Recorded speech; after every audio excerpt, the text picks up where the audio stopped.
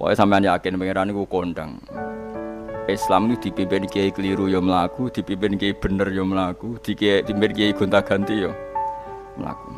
Teng TV ya sering ana berita ustad sodomi, ustad ngene-ngene. Wong ya ora terus gedeng Islam, ya nyalahno ustad iku.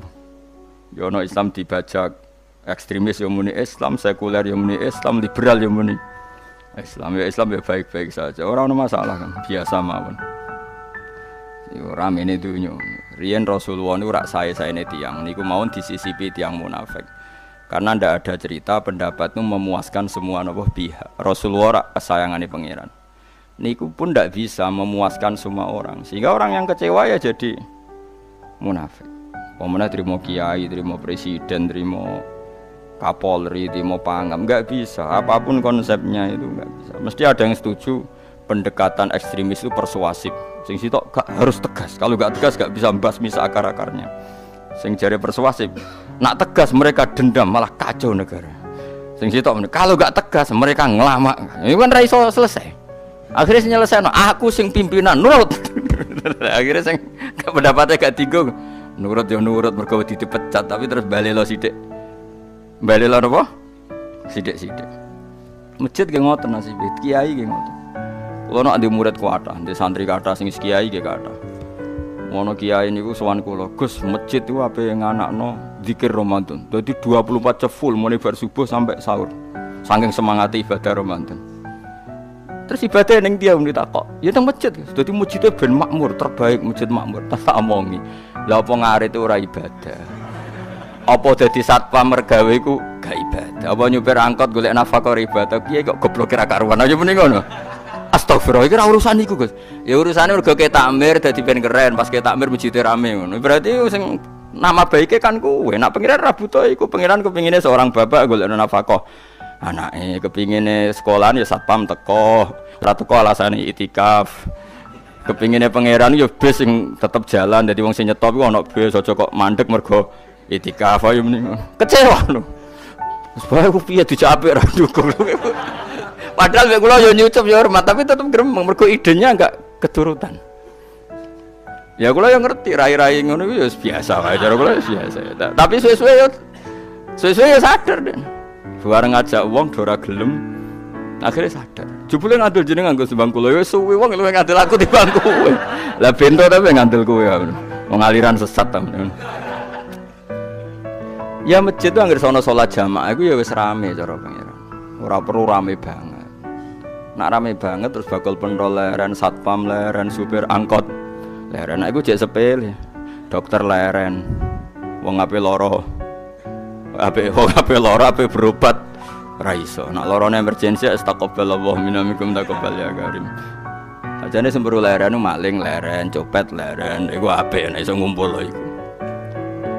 Makanya ngaji ku ambek wong alim kan, karena orang alim tuh yang tahu duduk perkaranya agama. Seorang lagi yang tahu duduk perkaranya agama. Nabi itu kalau ngendikan tuh sampai sahabat tuh gak bisa menampung. Kadang menyebut kebaikan satu majelis sampai 63 sampai 70.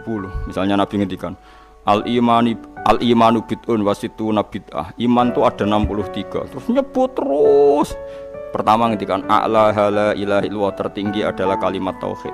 Wa adnaha imatatul adza anit thariq, terendah adalah menyingkirkan hal-hal yang mengganggu yang apa? Mukmin atau mengganggu jalan. Terus ngendikan seperti itu. Sehingga pernah suatu saat Rasulullah itu ngaji di masjid. Rasulullah ora trimo kiai, Rasulullah itu ngaji di masjid. Nabi kalau ngaji di masjid memang di teras, jadi terbuka. Terus ada pemuda santai dengan santainya nggo pacul, ngliwati Nabi ngaji diliwati. Nggo pacul, ya santai. Singkat cerita semua sahabat itu mencibir. Celaka betul pemuda itu, ada Rasulullah ngaji tidak ikut tapi dia berlalu saja bawa cangkulnya. Kata Nabi, kamu jangan komentar demikian. Jika dia kerja menafkahi ibunya yang lemah atau anaknya yang lemah, dia juga ibadah dan itu juga sunnahku. Akhirnya sahabat mereka sadar. Jadi untuk meramaikan Islam itu tidak harus semuanya ngaji di masjid. Sing ape kerja ya ben kerja. Yang penting ora dadi germo, ora pengedar narkoba. Nah, itu ora kerja kang perusakan. Jadi sebetulnya orang tuh nggak bisa mengatakan kerja mau pengedar narkoba itu ndak. Pengrusakan itu namanya. Tapi kayak adol pentol terus hal-hal yang halal itu namanya apa? Kerja. Dan kerja itu ibadah. efek dari pikiran ulama yang seperti ini, akhirnya masjid daerah ulama itu sepi-sepi. Mergo ngomong ngono terus wong wae nak ngono ora perlu ning masjid. Lah iku kesimpulane sing salah. Kok terus kesimpulane nak ngono ora perlu ning masjid bar saiki. Maksudnya orang ngono sing di aktivitas nggih monggo. Nek sing ada aktivitas timbang turu ning omah akhirnya aduk ibadah ning masjid aja aduk turu ning masjid. Nah, akhirnya daerah-daerah tertentu sing akeh ulama mesti masjidnya sepi tak jamin. Jajal gitu delok ning Rembang. Oh, tambah sepi. Karena ulama cara berpikir jong kerja ya ibadah, ngernet ya ibadah, mulang ya ibadah. Akhirnya marang masjid pas tarawih. Iku wae golek sing cepet. Tapi kunane kuno, Nabi sekalipun itu yang namanya orang yang mendengar tetap ada yang menolak. Konsep perang di luar kota itu kan secara teori militer itu rasional. Bikin kontak ya rasional. Tapi orang yang berpendapat tadi, ya Rasulullah kita di rumah saja, itu ya gelo. Kayak tadi orang yang ingin memakmurkan masjid kemudian kan saya seperti itu ya gelo. Kalau pikiran saya suatu saat dia sadar, intinya sadar, terus sowan saya sadar. Karena ya muridnya ada murid beda angkatan ya, dia semi-semi teman sama saya. Tak omongin ngene, jong kowe nak pancen seneng masjid tenan, masjid iku aja dadi problem bagi umat. Misalnya gini, aja sampai kenapa ora nyupir angkot demi nak mirno masjid, kenapa ora tugas satpam demi makmurno masjid. Berarti masjid ini menjadi problem penghalang dari sistem sosial ekonomi. Kowe seneng masjid darani problem. Kowe seneng masjid dianggap kambing hitam. Ya sudah, sholat jamaah saja, sholat jamaah di masjid. Terus yang nganggur-nganggur ya ke masjid. Tapi kalau yang sibuk ya monggo, asal itu halal ya ibadah. Ngendikane Nabi setiap aktivitas muslim asal halal itu apa? Ibadah. Makanya kita harus. Nah, tapi kan pendapat seperti ini itu kan kadang dibantah juga. Tapi ki Ramadan Gus tahun pisan, mosok njenengan ra setuju.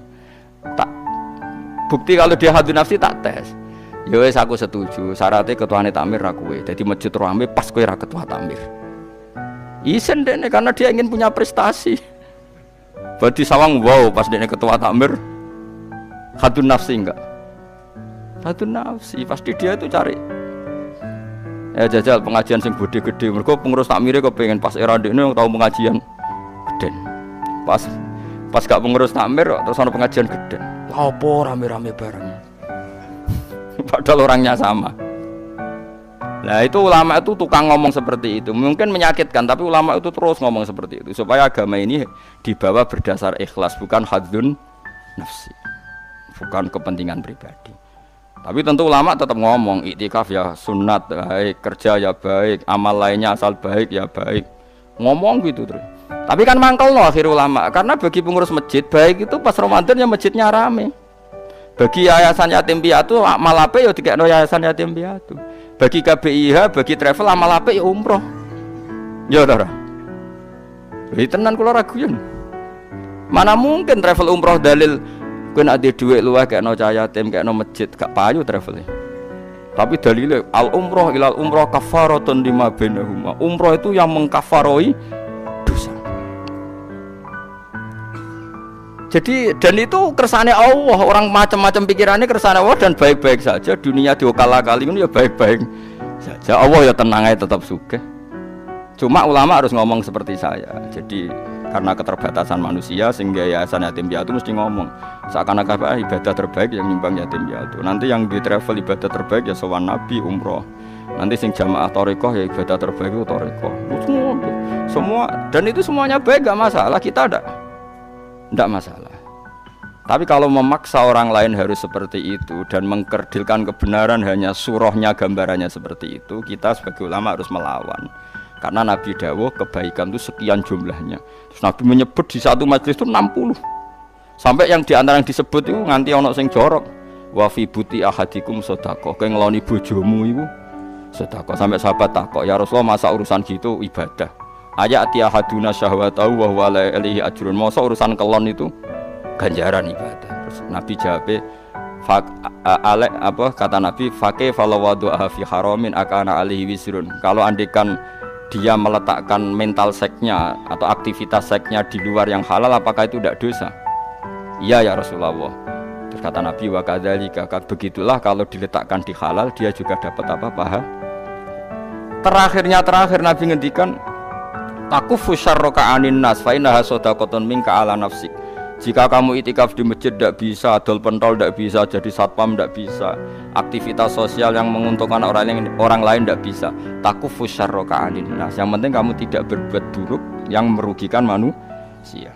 Sehingga sampai ada riwayat dari orang sufi, ibadahnya orang zaman akhir itu tidur. Karena anak tidur gak ganggu wong. Iya. Paling bojo tok sepeten. Tapi kan yo nyopet yo ora, zina yo ora, ndelok wong ayu yo ora. Nah, itu sampai Nabi terakhir nyebut. Dari sekian kebaikan tuh kalau enggak mungkin kata Nabi takufu syarraka anin nas fa innaha shadaqatun minka ala nafsik. Sementing kamu tidak melukai atau merugikan orang apa? Sehingga misalnya ulama kok ngerti ada orang tidur di rumah, wong apik, gak ganggu wong. Ana bajingan mati, wong apik, ora iso bajingan meneh.